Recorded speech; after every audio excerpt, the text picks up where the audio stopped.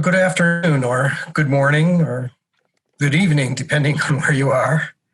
I'm Michael Swack. I'm the director of the Master's Program in Community Development and also director of our Center for Impact Finance at the Carsey School at the University of New Hampshire.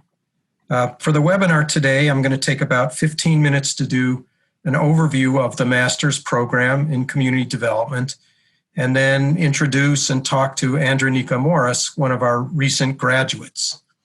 If you have questions during the presentation, feel free to put them in the chat. Being assisted today by my colleague Robin Husledge, who's also on the line, and she will also feed me questions if I missed them. You can also use the Q&A if you would like, either one, and you'll have a chance at the end of the presentation, which will be about 15 minutes, to ask any questions you might have, at which point I will interview Andreanecia and ask her to talk a little bit about her work and her experience in the program.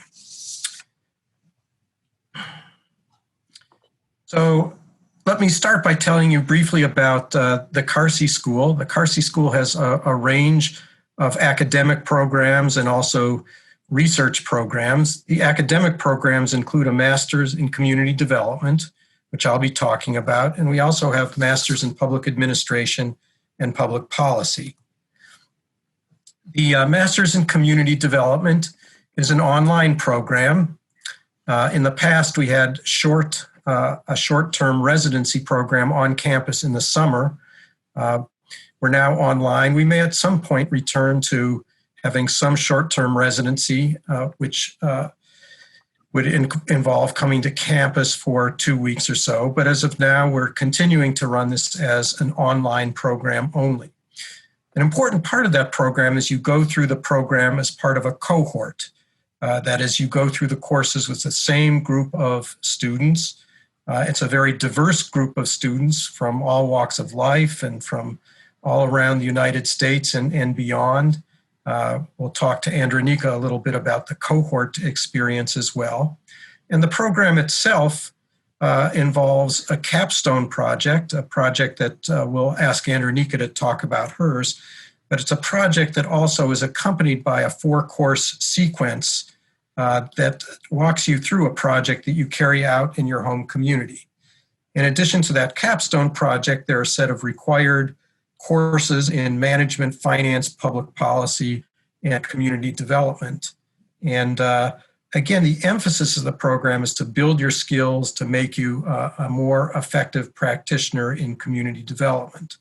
There is, as I mentioned, a range of students, so people come in, some with very little experience in community development. They've been working in related areas or career switching and using the degree as a way to jump off. And others who have many years of community development experience. Again, it makes it for a rich cohort learning model. The program itself has a set of core courses, the curriculum. As you can see on your screen there are 5 core required courses that you take. The Integrative Approaches to Development is a course that I co-teach with my colleague Lee Farrow that really introduces people to the idea of development, of theory in community development, and looking at some of the history and what works in community development. And then a series of core courses in policy analysis, economic analysis, organizational management, and fiscal management. As I mentioned, there's the 4-course project. I'll go into that a little bit more detail in a minute. And then there are a whole series of electives that you would choose from to fill out your program requirements. So talking a little bit about the project itself, as I said, it's a 4-course sequence where you look at project design, project management, project implementation, and project evaluation. And as part of this project sequence, you pick a project on your own. This can be something that would be done through your workplace. Many students in the program do that. You can also pick a project outside your workplace, and we'll talk about what these projects are. But the idea is to allow you to go deeply into something that's an applied experience and to develop and improve some of the skills along the way. One of the questions we frequently get is, do I have to have a project before I come to the program? And the answer is no. I'd say in a typical cohort of around 20 to 25 people or so, maybe half the people have a pretty good idea of what their project is going to be when they come into the program. Half don't really know. And so a lot of the first several months in the program, particularly for those who don't know the program, involves work around narrowing down, deciding, and picking what their project will be. And even on that, there are several each year who will switch projects in the middle of the program because what they started out isn't working and they have a better idea. I'm going to move forward and talk about some of the skills in the project. Again, so much of community development is involved in doing project, whether you're developing a community development finance mechanism, whether you're doing housing work like Andreanecia, whether you're working in community health sorts of issues. And so the project course really allows you to develop the kinds of skills that enhance the probability of success in projects. Collecting information, working with stakeholders, doing an analysis, developing project plans, being able to develop evaluations. Really, we go into the details of the project, starting with, many of you are probably familiar with the logic model as a tool that we use to help you think through the project implementation and monitoring. And also look finally at the outcomes of the project that you're trying to achieve and how those are measured. The program itself is a 36 credit program. As I mentioned earlier, there's the Capstone Project, which is 4 courses, 4 of the 9 courses. The 9 courses are required and then 3 electives for a total of 12 courses, each at 3 credits each, and that results in a 36 credit requirement for the program. We often say that it's career focused in part because you can pick a project that's consistent with what your employer wants or what your organization wants. And you also get the benefit of having advisors from the faculty working with you on that project and therefore building value for the organization that you work with while you're in the program as well. In addition, we do provide post-graduation career support for those who want to network with alumni and who are looking for a new job. The program itself can be spread out over time, and it really depends on how many courses that you want to take in any given term. Typically, we offer more courses during the summer when people often have free time, although we offer courses in the summer, then in the fall and in the spring. And you can pace yourself. You can take as little as 1 course during some terms if that's what you want. In other terms, you can take 2 or in the summer more courses. We will work with you to develop a plan that fits your schedule so that you can finish in 14 months, 18 months, or 24 months. So there is flexibility to help the program fit into the requirements you have and the challenges you have in your life, whether it's work, family, or other requirements. The application to the program itself requires the online application that you fill out. We have a bachelor's degree requirement. We need your transcripts, 3 letters of reference, a personal statement, your resume, and the application fee. We don't require the GREs, and we encourage people to start in the summer term. Sorry for this slide. Thought I'd fix it. We transferred it from one computer to another. But at any rate, the application deadline for the summer term is April 15th. The summer term is when most people start. It's when we have a new cohort each year. It's when we begin offering the introductory courses. However, in each year, we do have people who will start in the spring term, maybe taking a course. We offer the fiscal management course for people who apply and are admitted to the program and want to get a jump start. It gives them a chance to get a course under their belt before they join the cohort. A little bit about the cost of the program. You can see it on the screen there. And that's for the entire program. So that's split over the 4 or more terms you take in the program. You pay per course, so there's no advantage or disadvantage to going faster or slower in getting through the program.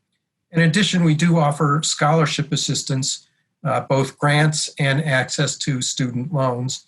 And I would say most of our students get some sort of grant assistance or scholarship assistance as part of the financial aid that we offer.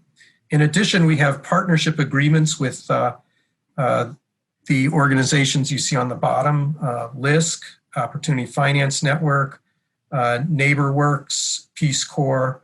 And so there's additional scholarship money available if you work for or are affiliated with one of these institutions.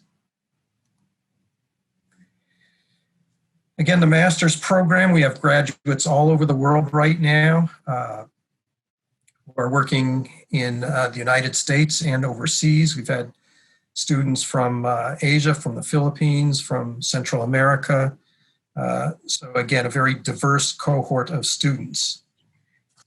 So let me stop here, Robin. Have there been any questions that I can answer? There have been a couple. Let me read them to you. One is related to the Capstone Project. Can you explain more about the Capstone Project, including the types of Capstone Projects students do? That's one question. Sure, yeah. So the Capstone Project, the idea is to pick something in your community. It could be, let me give you an example of range. It might be starting a new program, and I'll ask Andreanecia, she'll talk about her project and some of her colleagues others. So we'll go into that more deeply. That's one of the questions I have from Andreanecia. But they can range. Some are very applied. That is, someone might want to start a revolving loan fund for small businesses. So they'll do the background work, look at how it might be capitalized. There are others that might have an existing. There are some people who actually do more detailed project analysis and evaluation as their project. That is to say, we've been doing this project in our organization for a while, but we've never done a full-scale evaluation where we actually go out and talk to people, interview people, collect data, so people will do an evaluation. It ranges. Some do a project, for example, in public health education. That is, they'll actually design and develop and deliver a training curriculum to a group of people in the community. It could be around public health. It could be, there was one that was developing a home ownership training project for their organization for people who wanted to do it. So a lot of flexibility. It can be developing a new program. It can be evaluating an existing program. It can be growing an existing program by looking at a new way of perhaps expanding it to another community or including more people. Again, a lot of flexibility. The idea is to have something that's applied and useful to you, and something that's of interest to you as well. Great. I'll get to that again in a minute. Andreanecia can join in. But Robin, another? Thanks. Yes, one more question was, during the online courses, are there live online sessions, or is it all self-paced learning? That's a good question, and the answer is they're both. So the online courses will typically arrange, depending on what term you're in, 60 to 90 minute Zoom sessions on a regular basis.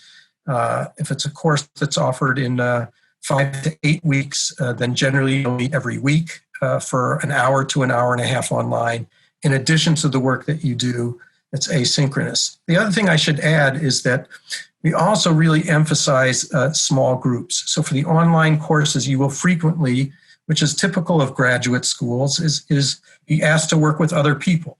So that can be through Zoom or other applications that people have. But even the asynchronous learning, it may involve reading, writing up cases, or reading outside of a class with a small group of students to respond to a case or a series of questions. So what a class will look like is typically some face-to-face sessions online, although limited, typically no more than once a week per course, and in the longer terms, once every 2 weeks or so, along with the asynchronous learning work that you do yourself or in very small groups at times that you schedule on your own. Great. Thanks, Michael. That's all the questions I can see for right now. Okay, good. Well, then let me jump in and introduce Andreanecia. There are a couple of our more recent graduates here, and gives you a sense of the type of work they do and where they're located. Affordable housing work, community development finance, work with non-governmental organizations. But I want to introduce to you Andreanecia Morris from New Orleans, who's the Executive Director of HousingNOLA. You can see her bio here. And a recent graduate. She just graduated this summer. And welcome, Andreanecia, and thank you for agreeing to participate in this. I wonder if you could start by just telling a little bit about, we see a little bit about your really terrific work here. And I had the advantage of actually having known Andreanecia and worked with her a little bit before she started the program. So that was an extra bonus. But you could just do a short introduction and tell us what interested you about the program. Why did you could have picked a number of programs? What particularly interested you about the Masters in Community Development at the Carsey School? Thanks, Michael, and thanks for having me. This was an opportunity that I wanted to take advantage of because I hadn't seen a master's level program, an advanced degree program, so tailored to what it is that I want to do. And this program is geared towards mid-career professionals. I'm a Gen Xer. And so when I graduated from college, my generation was a generation that still was being told we needed to go out and get jobs as soon as we got out of college, unless we knew for certain that we needed an advanced degree. And that you need to start earning money, right, to pay back student debt, or just really to contribute and take care of yourself. And as and also this wasn't my path. There wasn't a community development program. There wasn't a housing program. I mean, it's there's almost an embarrassment of riches now when it comes to planning and real estate development. But this community development is still a field of study that is not as well populated, and it should be, and it needs to be. And we're living through that now. What we've gone through just in the last 12 months in this country, these are community development crises that have gone unaddressed for generations, and it's time that these kinds of programs be established. And so I was glad to find one. I didn't want to just get a master's degree to have some extra letters after my name. I wanted to do something that would enhance my work, and that's why I chose this opportunity. Thanks, Andreanecia. So let's talk about your project a little bit. You've worked in housing now for a number of years. Housing's obviously a key part of community development. Can you tell us a little bit about what your project was and how it tied to your work? So I didn't come into the program with any preconceived notions about what I was going to study, my project was going to be. I really wanted to listen and to experience it. And in the course of the classroom work, I was challenged by the instructors for the Capstone Projects to think about a problem that that affected my work, but that I hadn't had the time or the luxury of working on. So that's how I came up with the idea of looking at cost burden, literally how we define housing cost burden in New Orleans. Does that definition work? And it's something that we've struggled with, right? We routinely have conversations here in New Orleans. I had one yesterday, as a matter of fact, with one of our agency partners, the Redevelopment Authority, about sustainability and how much can the family and the household pay, and to make sure that they can sustain the opportunity. And we look at this metric, that 30% rule, and it's not really based in economics. It's not really based in any kind of analysis. It's just there. So why is that number there? And so not simply, and what the Capstone Project allowed me to do is not just kind of barrel towards what I thought the conclusion was, which is we need to change this number, right? It's let's review this. Let's think about how it came to be. Let's look at the consequences. Let's look at the impact, and take our time on this, which is, and this is how systemic change happens, right? It would be really good if we could just snap our fingers and fix some of these problems. If we don't understand how we got here, we can't fix these problems. And so the Capstone, I think it's not a luxury. It is an amazing opportunity to drill down deeply on something that you have been thinking about, that you've been curious about, and you're given the tools. And again, these may be things that you've done in the past. I've certainly done a logic model before. Jolan has his very specific way of doing it, but there's a skill that looking at your work differently is helpful. Even if you're going to go back to doing it the way you were doing before you got in this program, looking at this through other prisms, I think is very, very useful. So there's a follow-up question, and I should mention for those who didn't look in the chat, you can type your questions in the chat.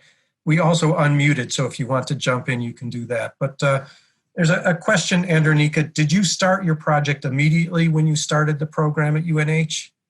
So the way the programs, the way the classes are set up, the first class is project design and development. So we're talking about, and like I said, I didn't come into it with any notions. The cost burden analysis, these were conversations we were having with my work, but it wasn't anything that we were committed to.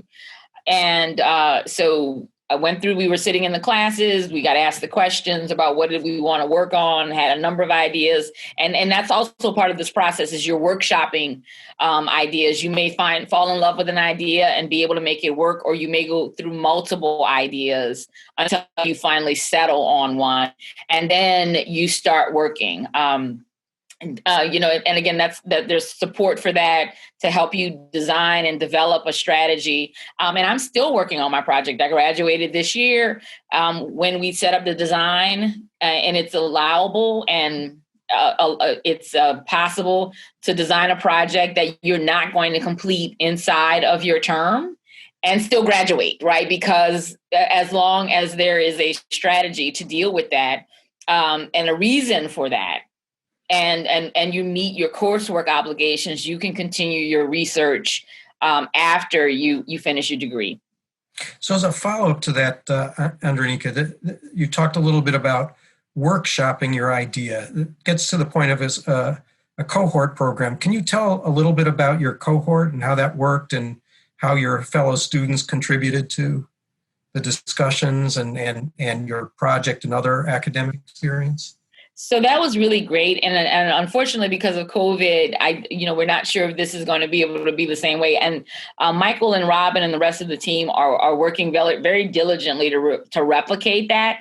The camaraderie that was promoted by us being there in person with each other and sitting in classes with each other, you can do that online. And I know for a fact that this first COVID cohort, they are actually building similar relationships. But you want to do that because you want to hear different people's perspectives when we're sharing ideas. We are asked to comment on other people's ideas. We are encouraged to comment on other people's ideas. We're encouraged to sometimes challenge each other respectfully. And we're also encouraged to support each other, to recognize what's going on. And so we were able to, we have a WhatsApp group that we still check in with each other on and chat and ask questions about assignments, but also just check in and see how people are doing. Particularly during these very, very trying times. So I would, your cohort members are going to be, hopefully develop friendships that you can take out of this program, but you will have brothers and sisters in arms during this process. And they are incredibly helpful and necessary to get through this program. Yeah, I should mention that the post-COVID cohort that started this summer actually is organized informal, regular meetings online that don't even have to do with a particular course, just to sort of hang out and talk about things generally. So as a way of maintaining what you talked about. Andreanecia, I don't know if you'd taken online courses before or not, but for a lot of people, if they'll be joining this program, it'll be the first time. Can you talk about that a little bit? Because a lot of people are concerned, as many people have taken, but many haven't, and they're worried about is online an effective way of learning? So I hadn't been in formal education for, since I graduated from college. And I mean, I've done NeighborWorks training, and I've done a couple of postgraduate certification programs, nothing like this. And it was certainly remarkable to see how much education has changed since I was involved in it. I don't have kids, so I wasn't up to, the support really that, like, for example, the Canvas application, which is how we communicate with professors, post assignments, things are there. The discussion boards, that was a revelation. I'm kind of a, tech geek. And I was like, this is the coolest thing ever. But it's also open to all students. It's how kids go to school now. But it also helps online students, I think, even more so. And one of the things that was particularly, it was just the things aligned and said, I needed to be in this program at this time. I'm like a Zoom expert now because we also, Canvas is the interface, but Zoom is how we connect and, how we do our classes and while we're doing online. And I learned how to do all of that before the pandemic set in. So, I was ahead of the game. So people who have now experienced COVID and are working and they're able to work from home, or they have meetings where they participate remotely, you've already been given the biggest training piece, right? Knowing how to participate effectively, how to keep yourself engaged on a Zoom call, how to keep yourself energized, and how to take what you need from it. But because that's going to be the big, that was the big one. I'd never really used Zoom before, but it was all made available to us, training programs and tech tutorials and things like that. And y'all walked us through all of this. You didn't just say, go figure it out. You're grown-ups. There were opportunities for people to learn how to check in and overview the various interfaces. It's all very supportive, I think. And the other big thing I was geeked out about was getting access to a real academic library again, which from the research perspective was amazing. I actually miss it. I get to talk to Robin and Michael. I can email them if I want to. I don't have access to the library anymore, and I miss that. Yeah, so that gets into a question, Andreanecia.